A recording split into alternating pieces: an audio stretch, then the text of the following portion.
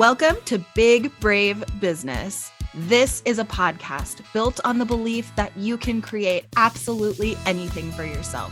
Whether it's a dream job or a dream life, it's all possible for you. I'm Amanda Nelson, a virtual assistant and digital marketer, and that's Sarah Heater, podcast producer and strategic consultant. Each week, we will share insights from working with dozens of clients, stories of how we got where we are, and encourage you to see us as your new business besties. So grab a cup of coffee and let's talk being brave in business. Oh, welcome back to Big Brave Business. Sarah, how are you today? I'm good. I'm so excited for this episode, Amanda, because we have been teasing it for a while, knowing that it's coming, that we have to revisit our 2023 predictions. And I'm so excited that we're doing this. And it's just surreal to think that we've been podcasting for a year. Girl, we've almost hit 60 episodes, if I'm not mistaken, which is actually insane that we've had that much to talk about. I feel like we will never run out of things to talk about, but I'm excited to see what is to come for a new year of Big Brave Business. And I don't want to get ahead of ourselves. We're not in our predictions for 2024 yet. Let's look back. Let's look back at 2023, Amanda. Overall, did 2023 go how you expected it to go? Before we even get into our predictions, can we just start with do you feel like you had the year you thought you were going to have? Yes, I definitely did. I worked for it, so it's not a surprise to me. Do you know what I mean? Mm-hmm. Do you know those moments where you're like, "Oh my God, I can't believe that this happened to me," or "Oh my gosh, I can't believe this amazing thing just fell into my lap." This is one of those things where I'm like, nope, it's pretty much exactly what I expected because I worked my ass off this year. And if it hadn't happened, I'd be sitting here talking about how disappointed I was that nothing came through like I wanted it to. So everything really did. And I know we're doing another episode to talk a little bit about a recap of our 2023, but I'm very proud of what I did this year. How about you? Yeah, I actually agree. I feel like, there's always more I could do. And that is a fundamental, that's my beige flag there, that I'm always thinking about what more I could have done. But I feel like what I set out to do, I did. And I'm also very proud of my year. And I am really happy with my life, which is a good feeling. And I say that with so much love and compassion and kindness and gentleness for anyone who did not have a 2023 that they feel like went the way that they thought it was going to go or should have gone or was supposed to go. Believe me, I've had years like that myself too. We all have. Everyone does. And life is a crazy, crazy path. And if that's you, our heart is with you, and we have two hearts. Our hearts are with you, and you're not doing this alone. And if you need an excuse to feel like you've turned a page, well, 2024 is a perfect time to do that. So we'll call it a page turned. And well, with that being said, you want to dig into our 2023 predictions? This is an episode that aired back in February. So we'll link to it in the show notes if you want to go back and revisit it. But you don't necessarily have to, because we're going to tell you what's in it. Yeah, I'm excited to dive in and see if we were right or if we were wrong. So let's recap together. What was your very first prediction for 2023? Yeah, my first prediction was about podcast advertising, and I didn't look up any stats or numbers. At the time we're recording this, the year is not quite over. So I don't have current numbers, but I know for sure that was true, that podcast advertising is significantly up. It is definitely a pretty dominating, one of the core ways to advertise on the internet these days is through podcast advertising. With the rise of celebrity podcasts so exponentially this year, podcast advertising is just huge.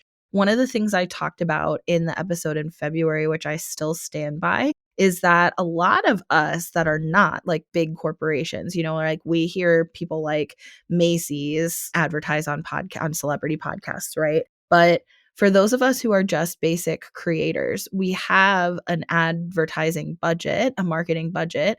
We spend money on ads. I don't I don't know personally what I don't think you spend any money on ads, Amanda, but I'm sure your clients I do. don't.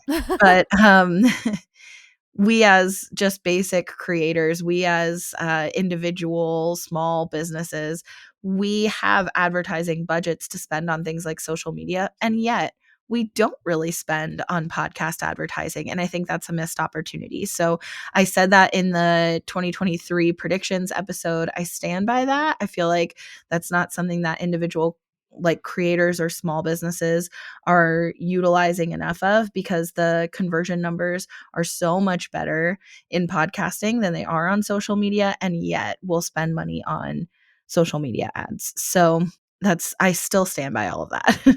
Absolutely. You know, I work with a digital product creator, and she does a lot of advertising on social media. And she did a whole series on her Instagram and on her TikTok about if you are spending money on advertising this year and you're still disappointed about how slow it is, like you don't feel like you're getting the traction that you want, it's because you don't have $1 million budget. And right now, there's only so much ad space on social media. And these companies like Macy's or like any big company or corporation, they're spending millions of dollars to your tens of Mm, dollars. So yeah. don't get discouraged, you know, but also really think about and take a look at where you're spending your money and what's the ROI on it. Because to your point, podcasting does seem like it is there's so many avenues and places to advertise with. Maybe people should really in 2024 really think about, instead of giving all your money to social media, give it to podcast. And then we're supporting other individual creators, right? You're like essentially collaborating with other small businesses, other entrepreneurs, other voices that, you think matter. You're helping lift them up and make their podcast possible. And then you're getting access to their audience. And I just think it's like a really collaborative opportunity. So yeah, I mentioned that in the episode almost a year ago, and I still stand by that. That is still true. But yeah, podcast advertising definitely on the rise. Of course, for those of us, again, to your point, who don't have $1 million ad budgets, advertising on a celebrity podcast is just not feasible, but we can advertise on each other's podcasts. So That's right. And I love it. It's like just working in community with other people very similar to you and in, entrepreneurial spaces. I think it's great. yeah. Well, the very first thing that I said out of the gate that got me so much shit last year, Sarah's laughing right now, and I'm going to bring it up again, was that I thought LinkedIn was on the rise. And guess what? Spoiler alert, I still think that, okay? I have a lot of friends and a lot of clients who have moved over to LinkedIn predominantly, and they have seen return. They've seen the engagement. It's so much higher than a lot of other platforms for them. I'm not saying it's replacing, by the way, in 2020, y'all are making me feel defensive and you're not even yelling at me. But I feel like last year, everybody took it as I was saying that it was going to take over Facebook, Instagram, TikTok, and all the places. I didn't say that. I did say, and I do stand by the fact that it's got a lot of holding power. And I think that people are using it in some very interesting ways that they hadn't in the past. I still stand by that. Yeah. I have clients who write novels on their LinkedIn pages, and people absolutely eat them up. Like they love it. So I said it. LinkedIn is still on the rise. I still think it's got staying power. I don't think it's near as what people thought it was 5 years ago, even 3 years ago. I really think it's changed a lot. I'm still putting my money that LinkedIn will still grow in 2024, but yes, it did in 2023. What was your second one? Well, first, I want to touch on that LinkedIn thing because my experience on LinkedIn has been really positive. I haven't had as dedicated of a strategy as I wish I did, but you're spot on about the engagement being so much higher. For me, that's definitely been my experience. I post on Instagram to crickets most of the time, and I post on LinkedIn and I get messages and comments and shares and all kinds of things like that. Also, it's very writing driven to your point, which I love because Instagram is very aesthetic, it's very visual, and on LinkedIn you don't have to have any of that. You can literally just write. And so that has been really refreshing to me and I really appreciate that. It's definitely going to be part of my 2024 strategy. So yeah, I stand by that too. Okay, my second one was private podcasting, and I was a little anti-private podcasting in our episode with our 2023 predictions. I said it's on the rise. I expected that trend would continue, but I didn't really seem to like it very much, which is really funny because I have a private podcast for my clients now. And Oh, the tangled webs we weave. yes, and definitely we saw a huge increase in private podcasts. And so if you're not familiar, basically what that is, most podcasts, when we think of podcasts, they're public, they're free. You can get them on any podcast streaming app. A private podcast, you either have to have a special link to access or you actually pay to get access to a premium feed. And there's a lot of value in this, especially in this age of increased celebrity podcasts where it's getting harder and harder to compete just based on organic traffic because the organic traffic is going to these big name podcasters. So now, in order for us as individual creators, indie creators to independent creators, however you want to think of it, to build our own audiences, it has to be about cultivating community, just like on social media, right? So cultivating community can definitely look like a private podcast. So that definitely ended up being true. And I'm a lot less against it than I seemed to be a year ago. What's your second one? So I'm glad to hear you came around, Sarah. I remember last year when you talked to me about private podcasting. It wasn't something that I thought was going to personally take off, to be honest. But I do think, and this is something else that I'm going to throw into my 2024 predictions. So I'll just lay it out here. I really think the rise of memberships is going to be a big thing for 2024. I think that's going to play hand in hand with more private podcasts. So we'll go over that later. But my second prediction that I had was that people were going to start sending and leaning into more physical products instead of digital resources. I still feel this way, and I've just recently saw it really firsthand. One of the clients that I love working with is Pet Boss Nation and Candace Agnolo. She is a coach for pet business owners. So if you have a pet store or a grooming salon or a dog walking business, etc., you should look into Pet Boss Nation. But she just released 2024 physical planners, and she also made it an offer for people to buy the digital version of it. 9 times out of 10, everybody signed up to purchase the actual physical planner and not the digital version, even though it was significantly more in cost. To me, that tells me people want to hold things in their hands. They don't want to just buy a bunch of digital resources. I do still see the benefit of having digital resources for instant download. I'm not saying that, but I do think that's very much so going to be more uncommon, that people are going to be quicker to purchase if they can hold a physical product, just because I think the marketplace is continually getting so congested with the amount of people making digital resources. I mean, there is just so much out there. Everybody seems to be having and creating their own digital projects and products. So I think the rise of physical products will continue to increase, and I'm excited about that. I love physical products more so than a digital resource, just because I stare at a computer all day long. So hopefully that continues to be a thing. What do you think?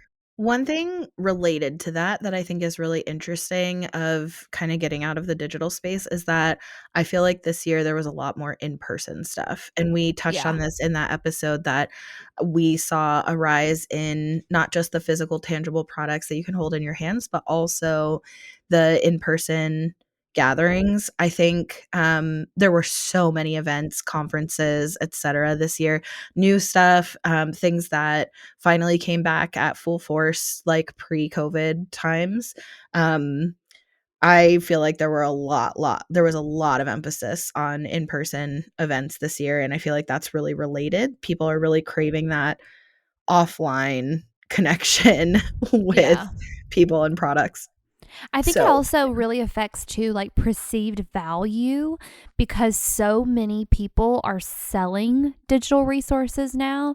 I feel like it's almost like it doesn't have as much worth in the marketplace. People aren't, even if it's cheaper, I feel like people are still asking for money. I still think it's just, I think even though it's cheaper, people want to feel like they're owning something. And if it's something that anybody can own in an instant, that instant gratification, I just don't think it's there as much. I think there's a whole lot of psyche that goes behind that. What was your third thing?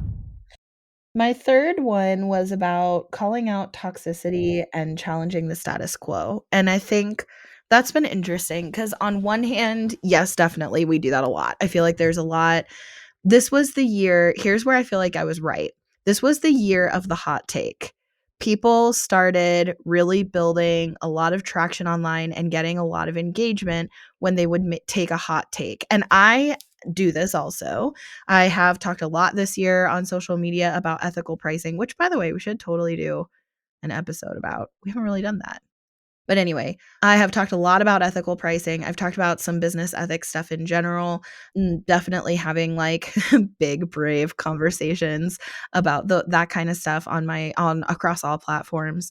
And so I definitely have been doing it too. But what's really funny is that this trend has turned into people posing that they're taking hot takes, but saying things that aren't hot takes at all.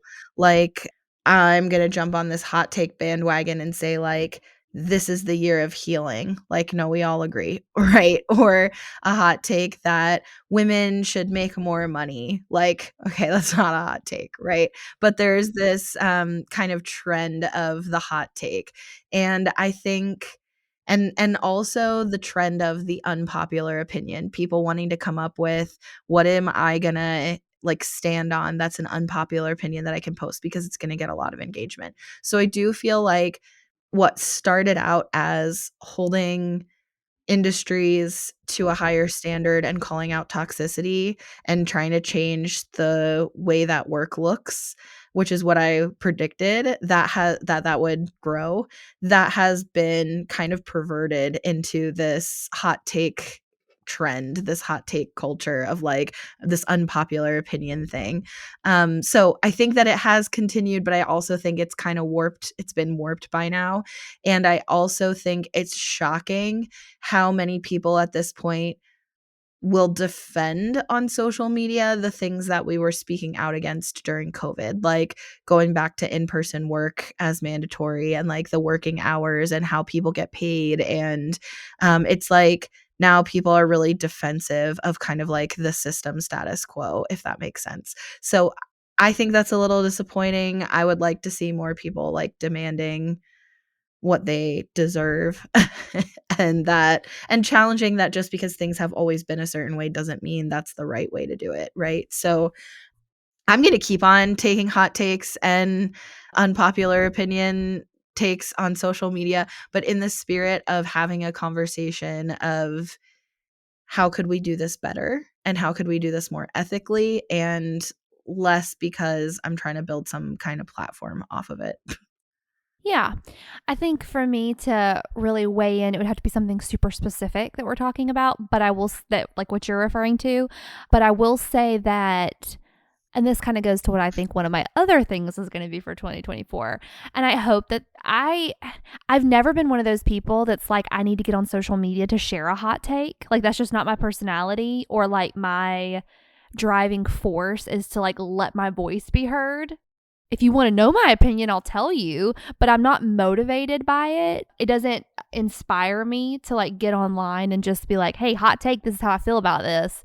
So even whenever everything kind of went to shit during COVID and there was a lot of opinions and things being shared about Black Lives Matter and there was horrible violence happening, that was when I really got off of Facebook, because I was like, I just don't even want to know your opinion. I don't care. Like, I don't care at all. Like, I mean, I can see the news. I can see the horrible things that are happening.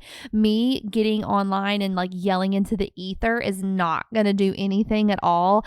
I have a more effective strategy, which would be to like affect the people that are in my immediate circle, than I am trying to convince people that my point is right on like social media. So for me, it's less like I don't really care about people's hot takes. Like, if it's fine, if that energizes, not you specifically, but it's fine if it energizes other people to like get out there and share their opinion. I just don't know if it's constructive. Like, I don't know what it does for Yeah, people. yeah, yeah. I don't know what the goal is, I guess. And I'm I very see where goal you're coming motivated. And from. like for me, it's You like, don't say. yeah. And so for me, if I'm going to share my opinion, I'm basically just hoping that I'm catching the eyes of people who also agree with me, Yeah. because the people that disagree with me, I'm not going to be in their algorithm. Like, Yeah, so for the record, I'll say for the way that I approach this is probably different than maybe what's trendy, because I think what you're saying is more like what's trendy, where people it's like they want something spicy and sexy. For me, there's two reasons why I post this kind of content. One is to start an actual conversation, because I think these conversations need to be had. That's like half the reason we even started this podcast, right? Is to have the conversations that more people should be having about what it's actually like to run a business. And then two, so I want to have like conversations about ethics and core values. Two, the other thing for me is that I and okay, let me piggyback. Sorry, off of number one. I want to contribute to that conversation about how to run a business well, and I have things to contribute. So that's the first one. The second thing is it is a little bit virtue signaling. So I have found that when I post quite a lot contributing to the conversation about how to run a business ethically, and like talking about what I think, maybe some of the problems are or why it's a problem, I actually find that I get more traction from potential clients and my existing clients than when I don't say those things. So my existing clients will message me, that's why I'll only work with you. And prospective clients will message me and schedule sales calls. They'll be like, this is the kind of person I want to work with. Like, that actually serves me to put out there, like, this is how I do business. This is how I approach business. These are my core values, because it actually magnetizes my ideal client to want to reach out, because like they feel compelled to reach out. So it serves me in that way. So it's less about like kind of shouting my opinion, although I see a lot of people do that. And it's more contributing to the conversation and attracting people who think the same way so that we can do business together. very cool. I love it. I hope more So people. what's your third one? Sorry.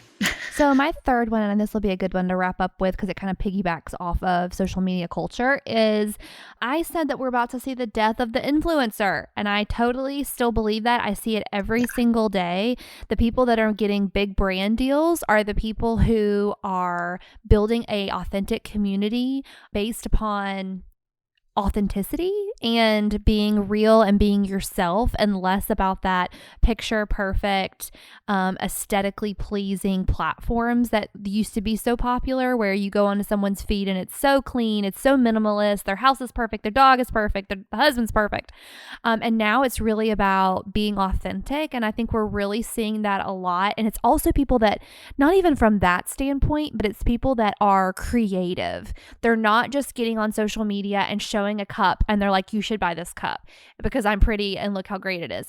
It's people getting on there with very unique personalities and very unique styles that are really capturing the energy and interest of people who are going to be making these big brand deals.